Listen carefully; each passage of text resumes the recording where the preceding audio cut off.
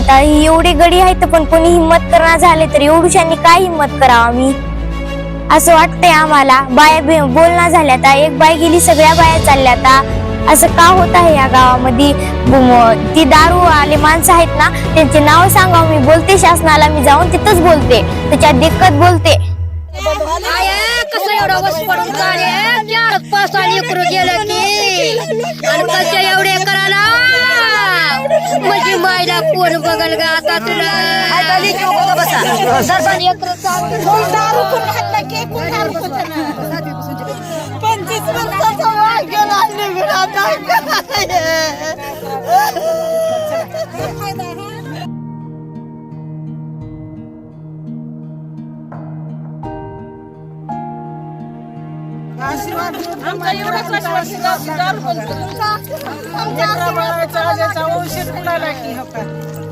तो दारू पिऊनच मरून गेला बघा।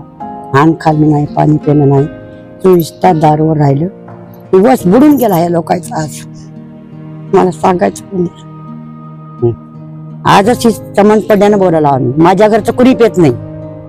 मला सांगते मी, हे दुःख घडलंय गावामध्ये, कुणी मिळून आता हीच मेल्याला मेलं, महागल्याला तर धक्का बसतो नाही, म्हणून तुम्ही आलो ते बी लई चांगलं झालं बघा। बघ 17-18 मेले बाप्पा। आणखी किती असतात पिणारे? बकळायचं निम गाव आहे, निम गाव आहे, एवढ्याला पुरी येतात दारू गावामध्ये? एवढ्याला पूर्वी येतात, लगे जातात की लगे आणते, त्याला काय भरपूर सेवा आहे। दारू मग फुल मिळते आमच्यात, बाकी काही मिळणार, दारू भरपूर मिळते। आल्याला सैराय रांगच होऊन जाते। 11 वाजता गाडी येते हो का बघा रात्रीच्या बॉक्स टाका। रोज 3 टाइम 4 टाइम पेते, माय बापाला त्रास देते, भावायला त्रास देते, केलेले अन्न टाकून देते, बासणं ठेवून घरात काहीच ठेवत नाही। महिनाभर जाऊन आले, उपदेश नाही गेल्यानं, लोकाचा नवऱ्याचा नाही। म्हाताऱ्यानं कुठं खावा रोटी, मी कुठे बी जाऊन बक्कळ 4-5 वर्ष झालं, महिन्याला 2 महिन्यामध्ये 4 पोते भरालेत। आता बी बघा जाऊन प्याचे रिकाम्या बाटल्याचे भरून बाटल्या रिकाम्या टाकायच्या।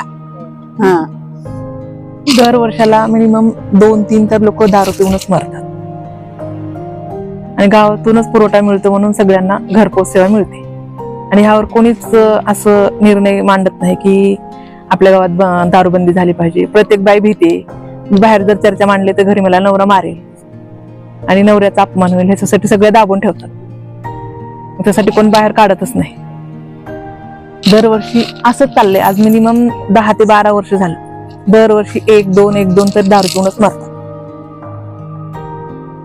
त्यासाठी दारूबंदी झाली तर कित्येक घर वाचतील, पुढं असं लहान मुलं मरायची वाचतील, लहान मुलाला व्यसन लागायचं बंद होईल, बऱ्याच जणांचे घर उद्ध्वस्त होण्यापासून वाचतील ना।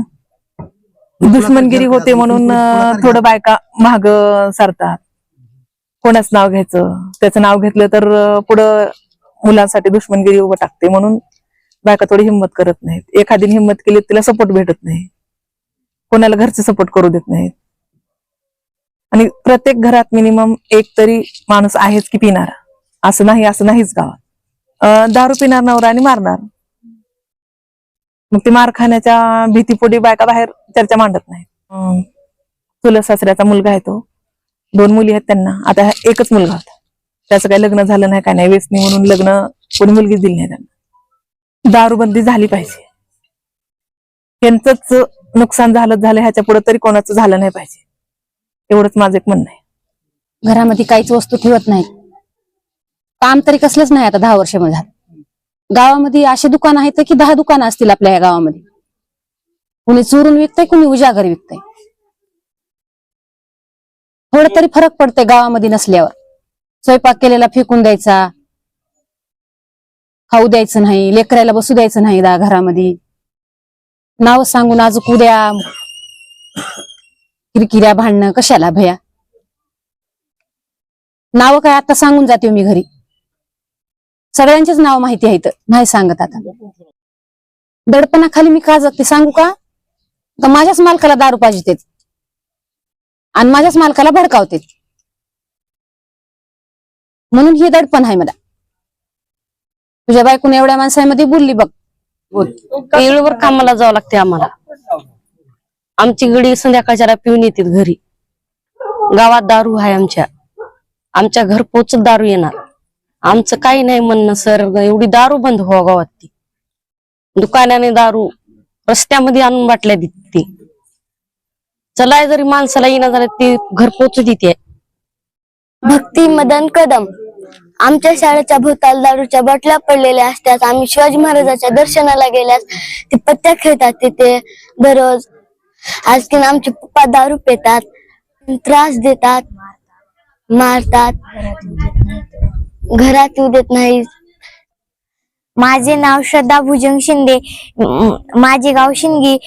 मी आज इथे माझ्या मामासाठी आलते. 2 दिवस झाले.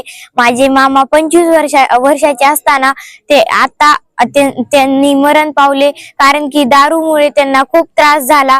आम्ही बघितलं, आम्हाला खूप वाईट वाटलं.